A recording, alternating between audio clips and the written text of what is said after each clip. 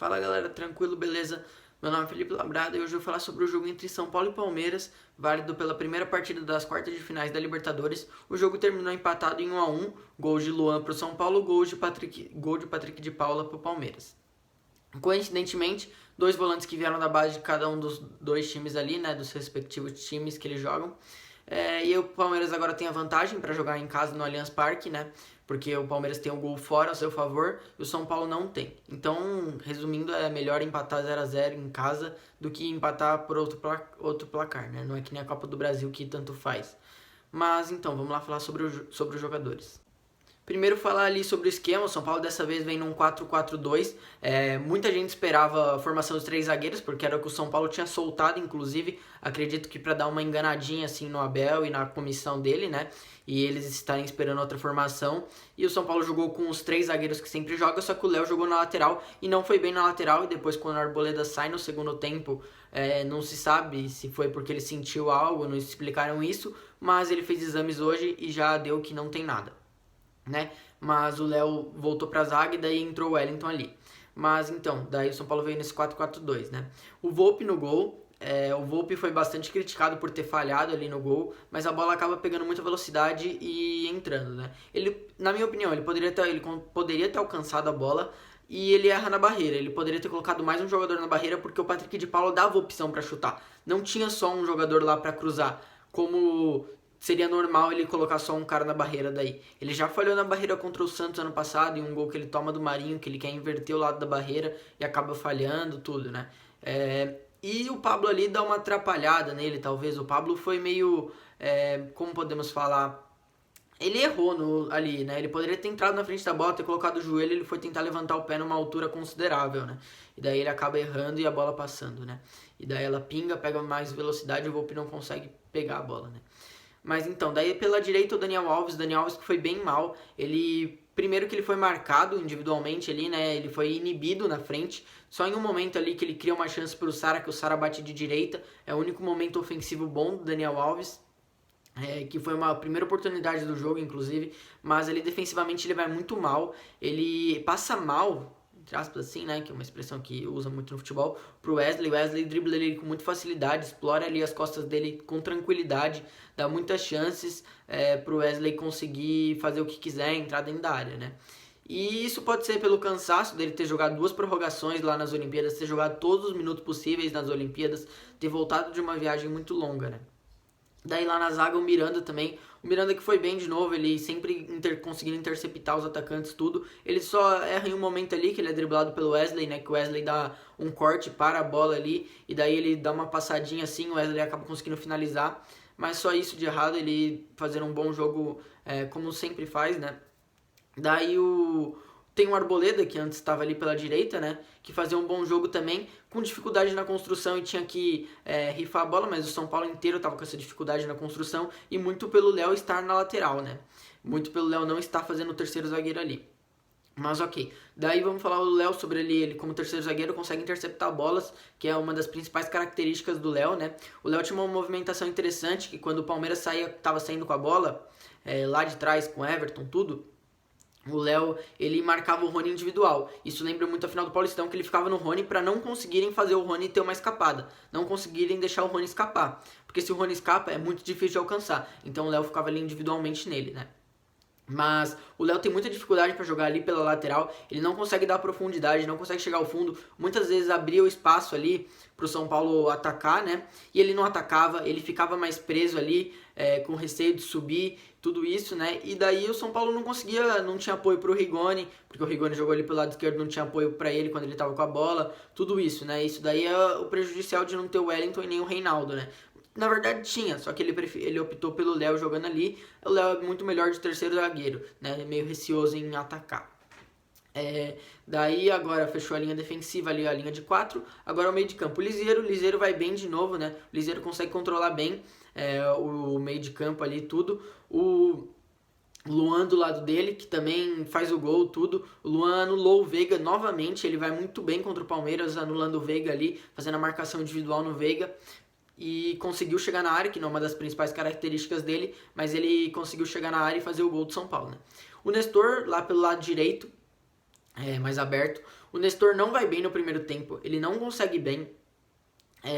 Ele domina a bola de costas e volta para trás quase todas as vezes. Tudo isso, ele não consegue progredir e essas coisas assim, né? Então ele não vai bem. E no segundo tempo ele volta melhor, consegue fazer umas jogadas, ele já não fica totalmente de costas, ele já fica mais assim de lado para conseguir adiantar a bola no lateral do Palmeiras, né? Conseguir adiantar a bola do jogador do Palmeiras e conseguir ganhar uma vantagem ali e conseguir criar uma jogada ou outra. Ele perde um gol, vamos poder falar assim, né? Ele perde um gol ali no começo, que ele poderia ter dado um biquinho mais forte, ele dá um biquinho muito fraco, que era a única opção, inclusive, dar o biquinho, né? Mas ele acaba perdendo. Lá pelo lado esquerdo, o Sara que foi importantíssimo taticamente. Muita gente acha que que as pessoas só falam assim para defender o Sara. Ele só é importante taticamente. Mas tem que falar o porquê para essas pessoas. Porque ele é importante porque ele cobre. Muitas vezes o São Paulo acabava virando uma linha de 3, quando a bola estava muito no terço final, por exemplo. No terço final, né? Podemos falar assim. O Sara cobria ali fazendo um ala, fazendo um lateral. Tudo. O Sara ajudou muito o Wellington. O Sara foi importantíssimo para que o Palmeiras não explorasse ali aquele lado, né? E principalmente quando o Léo sai dali, né? Mas então, o Sara foi importantíssimo nisso. E na frente ele erra em algumas decisões, tudo, né? Por exemplo, tinha uma bola que ele poderia ter tocado pro Rigoni, mas ele prefere chutar e acaba errando. Outra bola que ele chuta, o Everton faz uma boa defesa, mas aí é uma decisão acertada, não tinha outra coisa para se fazer.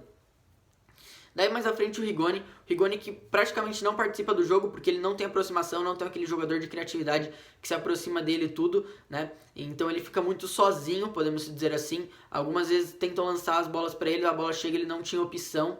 Ele acaba dando uma vacilada em um lance que o Nestor ultrapassa ele e ele quer ir pro meio do mesmo jeito. Ele poderia ter tentado tocar no Nestor. O Nestor também poderia ter feito uma parede assim na frente do Gustavo Gomes, mas não é a característica do Nestor, ele é um segundo volante construtor, ele não ia fazer isso, né? Muito difícil cobrar isso do Nestor.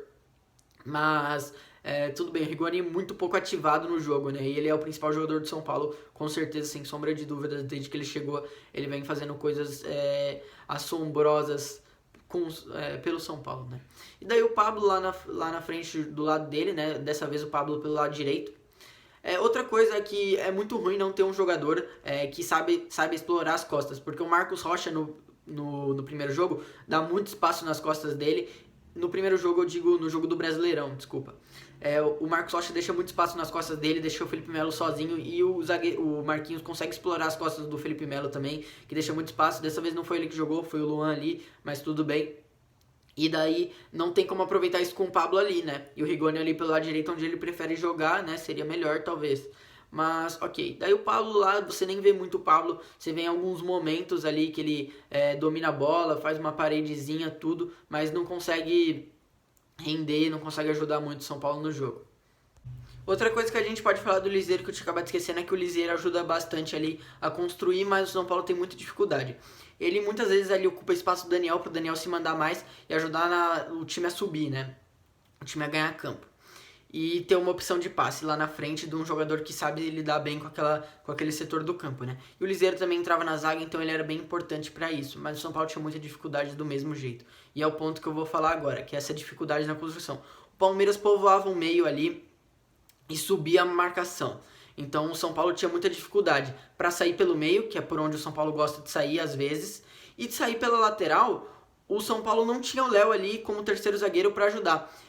Geralmente, quando a bola tá no Léo, tem alguém ali como opção para ele abrir. E não tinha o Léo ali. Então, muitas vezes ele pegava a bola e tinha que cortar pro meio, ele perdia a bola, ele perdeu acho que umas 2 ou 3 vezes a bola assim, tudo, né? Não tinha aquele tocar, que é o que tem quando tá o Reinaldo ou o Wellington jogando. Então, todas essas dificuldades, assim, o São Paulo passou, né?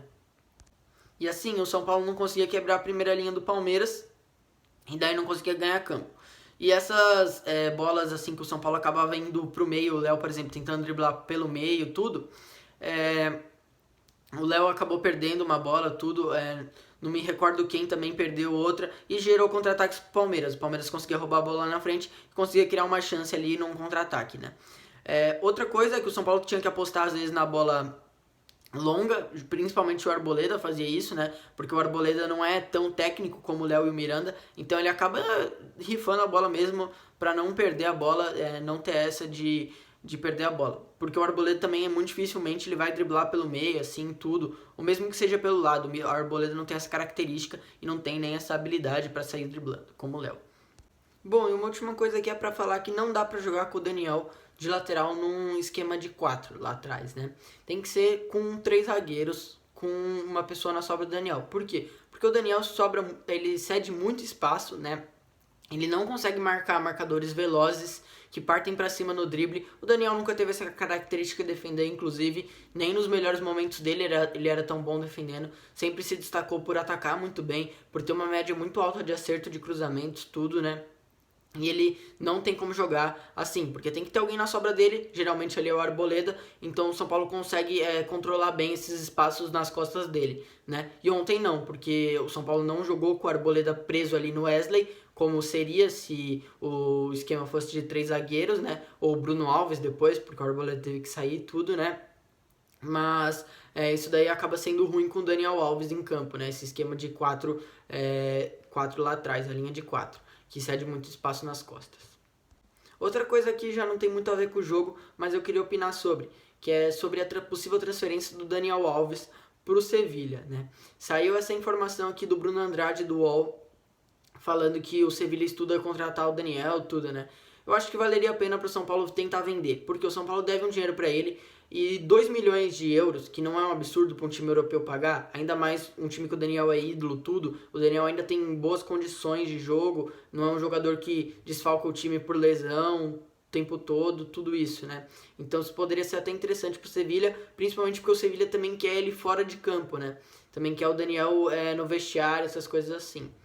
Então seria interessante tentar vender para o Sevilha por uns 2 milhões, que você quita a dívida com ele, talvez sobre 1 milhão ali, 1 milhão em alguma coisa, você fica para você, mas você se livra do Daniel. Mas não é se livra porque ele é ruim, porque ele tá indo mal. Não, é porque o custo-benefício dele não vale. Vale mais a pena você pagar 1 milhão e 500 para um jogador que decida os jogos, essas coisas assim, um jogador muito bom lá na frente, do que para um lateral, que não vai decidir muitos jogos, tudo. Alguém consegue suprir ele ali, porque se ele não tiver um apoio, não adianta nada ter ele, né?